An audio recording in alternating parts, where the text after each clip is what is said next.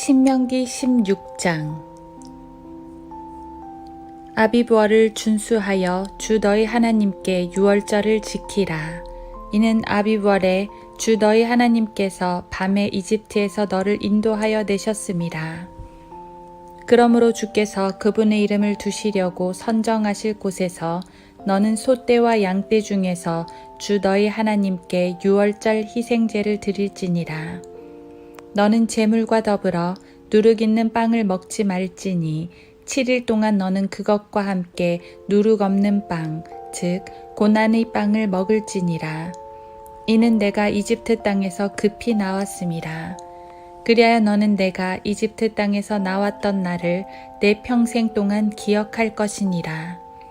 7일 동안 내 모든 지경 안에서 너에게 누룩 있는 빵이 전혀 보이지 않게 할 것이며, 또한 내가 첫째 날 저녁에 희생제로 드린 고기도 밤을 새워 아침까지 남겨두지 말지니라.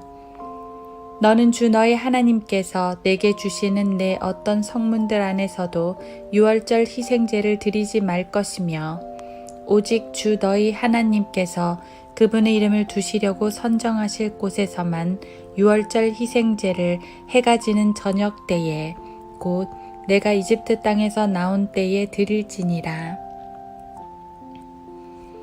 그리고 너는 주 너희 하나님께서 선정하실 곳에서 그 고기를 구워 먹을 것이며, 아침에 돌이켜 내 장막으로 돌아갈지니라. 6일 동안 너는 누룩 없는 빵을 먹을 것이며, 7째 날에는 주 너희 하나님께 엄숙한 집회로 모일 것이며, 그날에 너는 아무 일도 하지 말지니라. 너는 내게 7주를 헤아릴지니 내가 곡식의 낫을 대기 시작할 때부터 7주를 헤아리기 시작할지니라.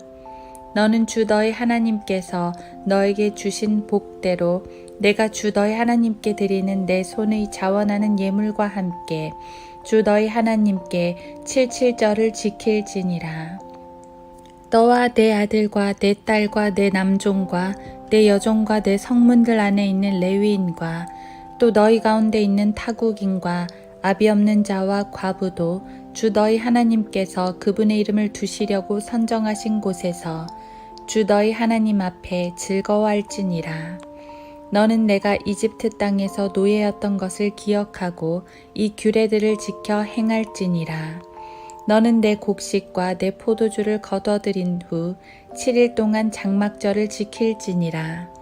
너는 명절을 즐거워할지니 너와 내 아들과 내 딸과 내 남종과 내 여종과 내 성문들 안에 있는 레위인과 타국인과 아비 없는 자와 과부도 즐거워할지니라.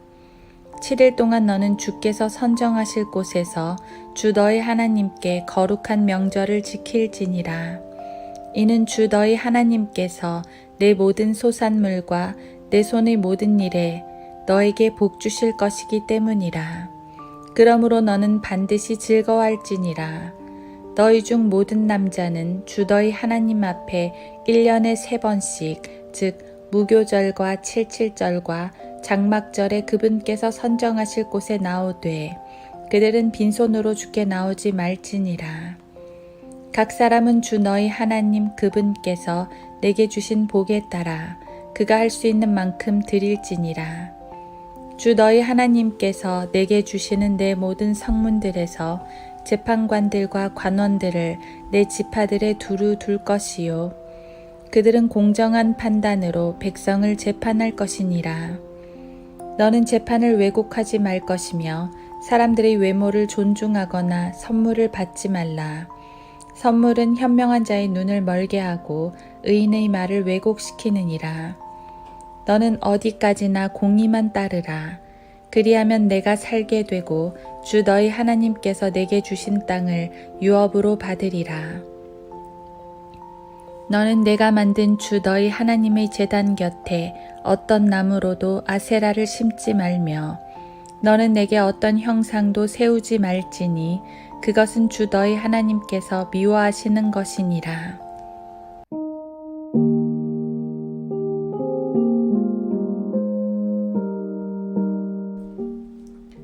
하루 한 장 신명기 16장. 너와 내 아들과 내 딸과 내 남종과 내 여종과 내 성문들 안에 있는 레위인과 또 너희 가운데 있는 타국인과 아비 없는 자와 과부도 주 너희 하나님께서 그분의 이름을 두시려고 선정하신 곳에서 주 너희 하나님 앞에 즐거워할지니라. 신명기 16장 11절. 신명기 16장의 대부분은 명절들에 대한 규례를 다루고 있습니다. 레위기 23장에서 7 명절들로 자세히 말씀하신 것을 여기서는 셋으로 축약해 언급하시는데 6월절, 즉 무교절과 77절과 장막절입니다. 세 명절 모두 이스라엘에선 커다란 축제입니다. 희생제사라는 종교 의식이 있기는 하지만 제사를 드리는 것을 제외하면 대부분 먹고 즐거워하는 것입니다. 물론 오늘날은 성전이 없기에 제사 의식은 생략되었지만 그것만 빼고는 지금까지 유대인들이 성대하게 지킵니다. 구약시대에는 당연히 제사 의식이 필요했는데 이는 그것 자체가 경배였기 때문입니다. 레위기 23장에선 각 명절들마다 희생제사를 꼭 명령하십니다. 모든 명절들의 희생제사가 빠지지 않습니다. 하지만 여기 신명기에서는 6월절 외에 희생제사가 언급되지 않습니다. 대신 가족과 이웃과 함께 먹고 즐거워하라는 말씀이 나옵니다. 항상 그렇듯이 신명기는 율법의 의미를 좀 더 보강해 줍니다. 마치 마태, 마가, 누가복음이 예수님의 이적들을 객관적으로 보여주는 반면 요한복음이 그 이적의 의미를 설명해 주고 있는 것처럼 신명기도 레위기 등에서 자세히 기록해 주신 율법을 또 다른 의미로 설명해 줍니다. 레위기에서 명절은 제사, 즉 예배가 강조되었습니다. 반면 신명기에서 명절은 즐거움이 강조됩니다. 그런데 주의할 것이 있습니다. 반드시 하나님 앞에서입니다. 6월절에도 주 너희 하나님께서 선정하실 곳에서 이고 77절에도 주 너희 하나님께서 그분의 이름을 두시려고 선정하신 곳에서 이며 장막절에도 주께서 선정하실 곳에서 입니다. 주께서 선정하신 곳이란 성막, 성전이 있는 곳인데 역사적으로는 향후에 세워질 예루살렘 성전을 말합니다.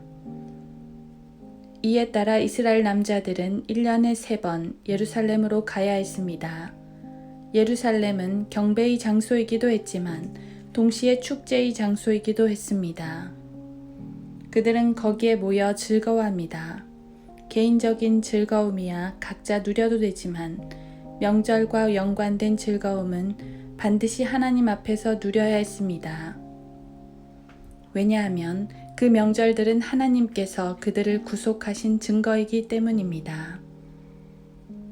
하나님 앞에서 즐거워한다는 것은 정말 중요한 일입니다. 이는 오늘을 사는 우리에게도 귀한 교훈이 됩니다. 우리는 정말 하나님 앞에서, 하나님 안에서 하나님을 즐거워하고 있나요? 하나님보다 더 즐거운 게 많지는 않은가요? 주 안에서 누리는 즐거움보다 더 즐거운 게 있다면 하나님께서도 우리를 기뻐하지 않으실 것입니다.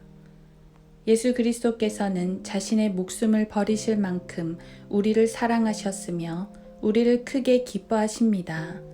우리도 주님을 기뻐하면 좋겠습니다. 세상의 어떤 것들이 하나님보다 우리를 더 즐겁게 하는지요? 우리 마음의 어떤 요소들이 우리의 즐거움을 다른 데로 돌려놓는지요? 인생의 크고 작은 즐거움들이 많겠지만 가장 큰 즐거움은 하나님 안에 있는 것이었으면 좋겠습니다. 하나님 안에 있다는 것, 생각해보면 그것처럼 기쁜 일이 없습니다. 그것처럼 안전하고 풍요롭고 힘이 되는 게 없습니다. 우리를 구속하신 주님과 항상 동행한다면 우리의 모든 날들이 기쁨이 될 것입니다.